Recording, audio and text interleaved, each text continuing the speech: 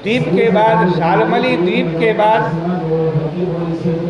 आगे कुश द्वीप है, जो शाल्मली द्वीप से दुगना विस्तार वाला है और वो घी के समुद्र से घिरा हुआ है।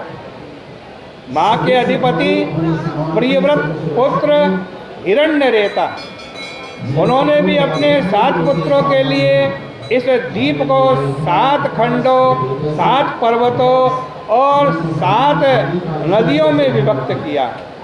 माँ भी कुशल, कोविद, अभियुक्त और कुलक, ये 4 प्रकार के वर्ण रहते हैं और अग्नि देवता की आराधना करते हैं। घृतोद से आगे उससे दुगना परिणाम वाला, उससे दुगना परिमाण वाला क्रौंच द्वीप है और वह क्षीर समुद्र से परिवेष्टित है। यह क्रौंच द्वीप पूर्व काल में स्वामी कार्तिकेय जी के आयुध से क्षत विक्षत हो गया था, किंतु बाद में क्षीरोद से सिंचित और वरुण से रक्षित होकर वह निर्भय हो गया। वहाँ धृतपृष्ठ अधिपति हैं, उनके भी 7 पुत्र हैं, जिनके लिए 7 खंड, 7 पर्वत और 7 नदियों की व्यवस्था है। वहाँ भी वर्ण है और आपा, पुरुष, वीर्यास्थ इत्यादि मंत्र से जल रूप में भगवान की आराधना होती है। क्रौंच द्वीप के बाद श्रीमद् भागवत में वर्णन है शाक द्वीप है। वहाँ मेधातिथि अधिपति हैं, उन्होंने भी अपने 7 पुत्रों के लिए पर्वतों, नदियों 7 इनके विभाग कर दिए। वहाँ भी ऋतव्रत आदि 4 वर्ण हैं जो वायु भगवान की आराधना करते हैं। शाक द्वीप के बाद पुष्कर द्वीप है।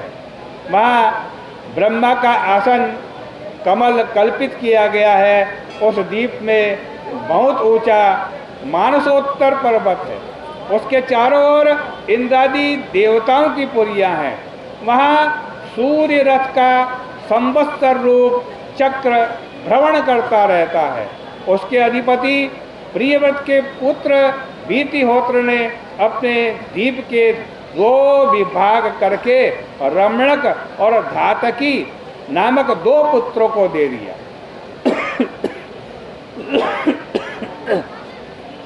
वहाँ के निवासी ब्रह्मरूप हरि की आराधना करते हैं और इस मंत्र का जाप करते हैं।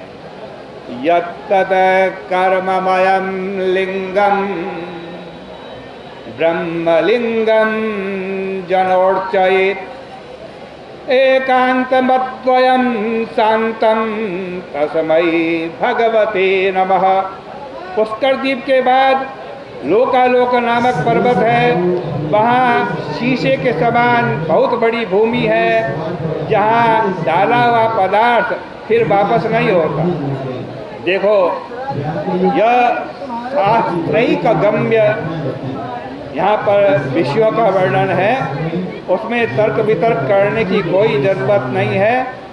जब कभी आप इन लोकों में पहुँच जाएं, तब उनकी जांच पड़ताल भले ही कर लेना, परंतु अभी तो ये जितने भी लोक भागवत में वर्णन किए गए हैं ये अतीन्द्रिय हैं, अर्थात इंद्रियों से देखे नहीं जा सकते, पहचाने नहीं जा सकते, जाने नहीं जा सकते। इसलिए भागवत वाक्यपति में कहा है कि अतीन्द्रिय न संवेद्या पश्यन्त्यार्षेण चक्षुषा ये भवान् वचनं तेषां नानुमानेन बाध्यते। श्री सुखदेव जी कहते हैं, लोकालोक के बाद ऋषभ, पुष्कर, चूड़ आदि दिग्गज हैं जो लोक स्थिति के कारण हैं।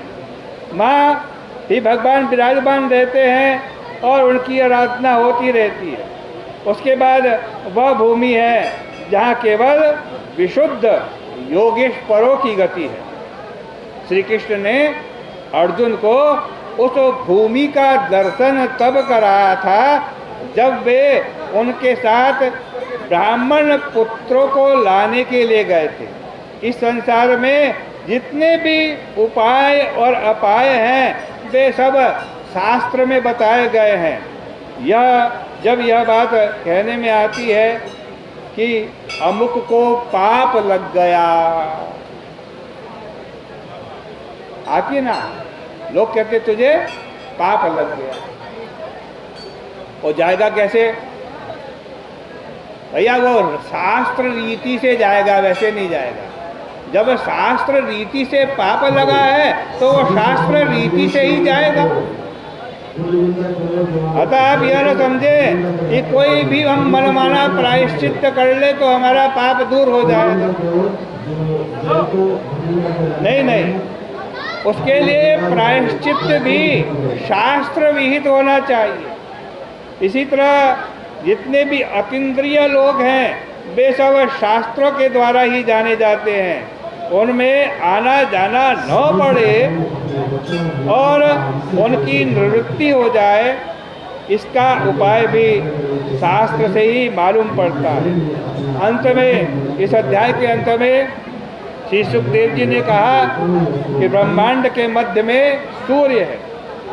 सूर्य भगवान की ज्योति से ही दिशा, आकाश, पृथ्वी, भोग, मोक्ष आदि सबके विभाग होते हैं। भगवान सूर्य ही स्थावर और जंगम प्राणियों की आत्मा है, नेत्र है।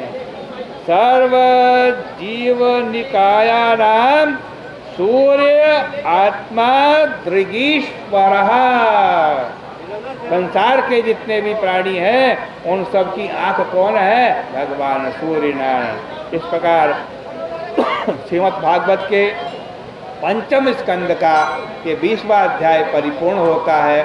कल को आपके सामने श्रीमद् भागवत के 21वें अध्याय की चर्चा होगी।